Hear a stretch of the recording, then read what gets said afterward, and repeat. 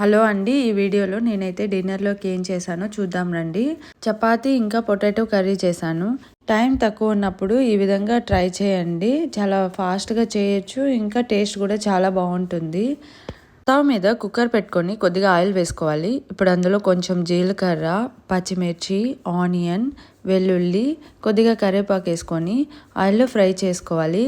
Onion బాగా fry అయిన తర్వాత ఇప్పుడు కట్ చేసుకున్న పొటాటో వేసుకొని ఆయిల్లో ఒక 2 మినిట్స్ ఫ్రై చేసుకోవాలి. లాస్ట్లో కారం, ధనియా పౌడర్, గరం మసాలా వేసుకోవాలి.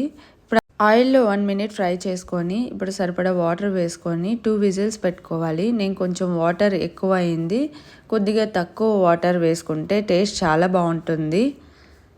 ఇప్పుడైతే నేను చపాతీ చేస్తున్నాను. నాకు చపాతీ కూడా చాలా సాఫ్ట్గా వచ్చాయి. కర్రీ అయితే టేస్ట్ బాగుంది, కాకపోతే కొంచెం వాటర్ తక్కువ వేసుకుంటే ఇంకా టేస్టీగా ఉంటుంది.